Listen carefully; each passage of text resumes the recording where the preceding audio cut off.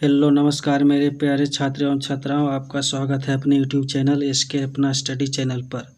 अगर आप चैनल पर नए हो तो सब्सक्राइब जरूर कर लें। यहाँ डेली क्लास चलता है 10th एवं 12th का ऑब्जेक्टिव वीवीआई।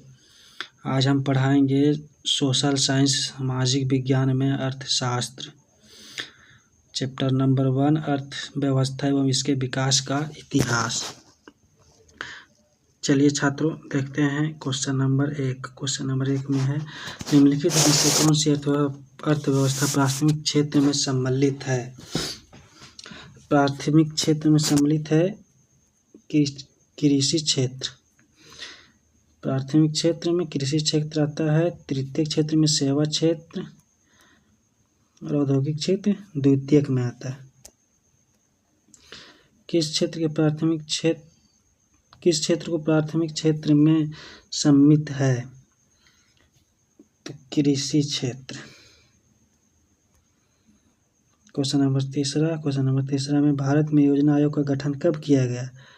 भारत में योजना आयोग का गठन 15 मार्च 1950 ईस्वी को किया गया था, जो कि अब योजना आयोग का नाम बदलकर कर दिया गया है,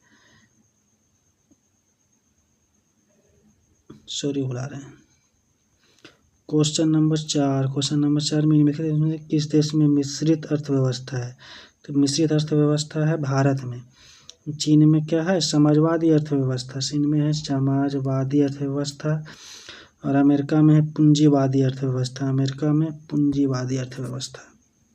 भारत में मिश्रित अर्थव्यवस्था। चलिए क्वेश्चन नंबर 5 में, इनमें से पिछड़ा राज्य कहा जाता है? किसको कहा जाता है दोस्तों? तो अपना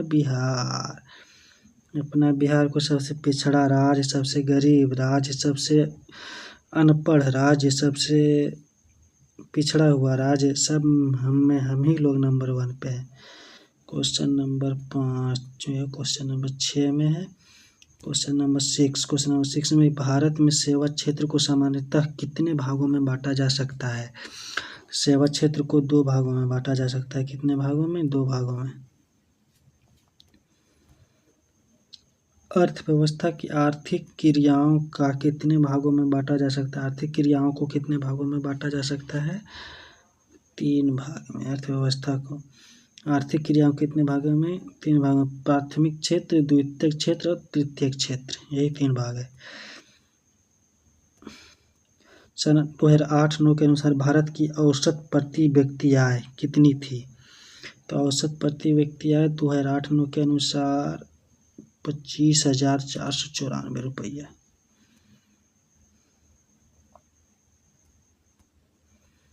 भारत में पहली पंचवर्षीय योजना की अवधि कौन सी थी? तो पहली पंचवर्षीय योजना की अवधि थी 1951 से 56। भारत की अंतिम पंचवर्षीय योजना 12वीं पंचवर्षीय योजना जो 2012 से 17 के बीच तक था। क्वेश्चन नंबर 10 में राष्ट्रीय विकास परिषद का गठन कब किया गया था? राष्ट्रीय विकास परिषद का गठन कब किया गया था? 6 अगस्त 1952 ईस्वी को। मानव विकास सूचकांक के कितने सूचक हैं? मानव विकास सूचकांक के कितने सूचक हैं? 3 सूचक हैं।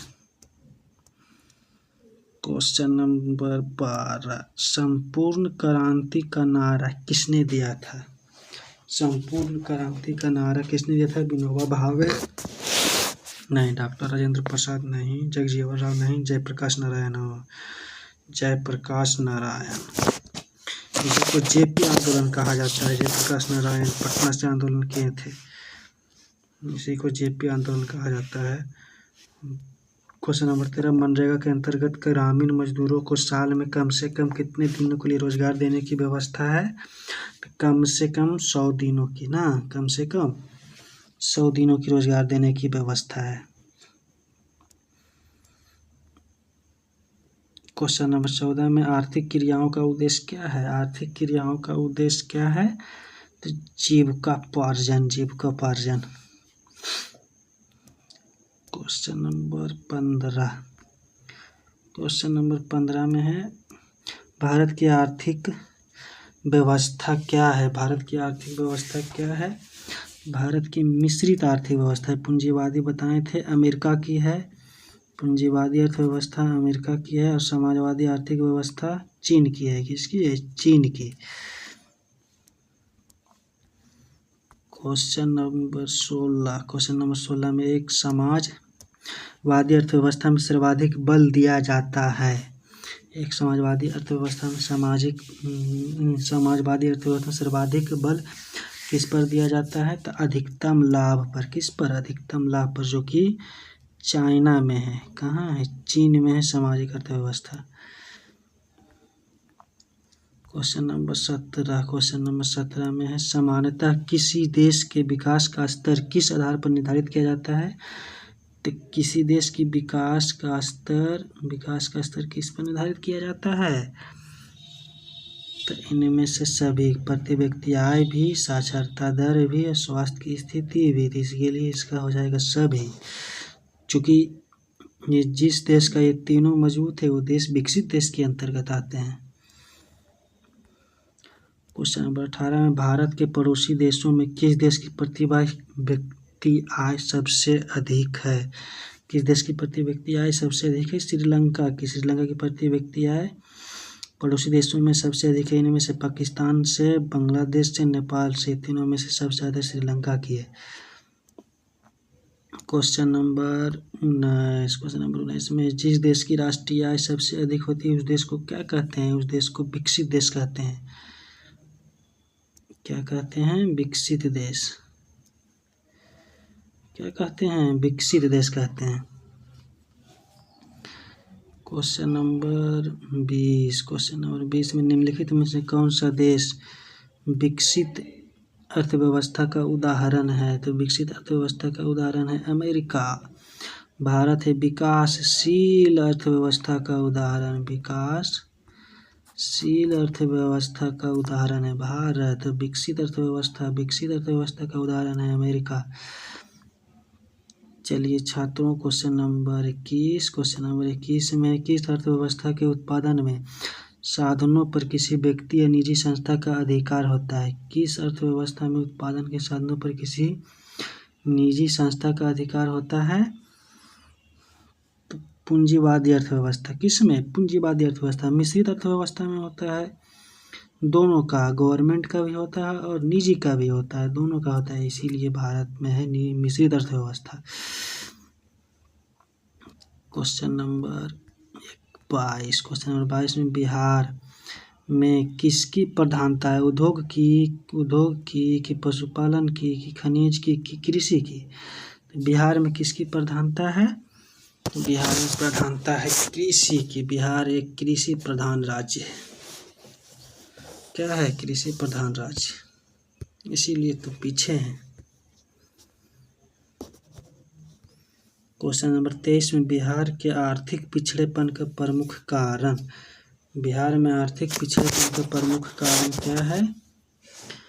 तो जनसंख्या में तीव्र वृद्धि, कृषि पर आधारित जनभार, बाढ़ एवं सूखा का प्रकोप। इसमें से सभी होगा। क्या होगा? सभी। जनसंख्या में भी तीव्र वृद्धि है, कृषि पर भी आधारित रहते हैं हम लोग ज़्यादा। बाढ़ तो उत्तरी बिहार बाढ़ से और दक्षिणी बिहार सूखा से ग्रस्त रहता है, इसलिए इसका सभी होगा।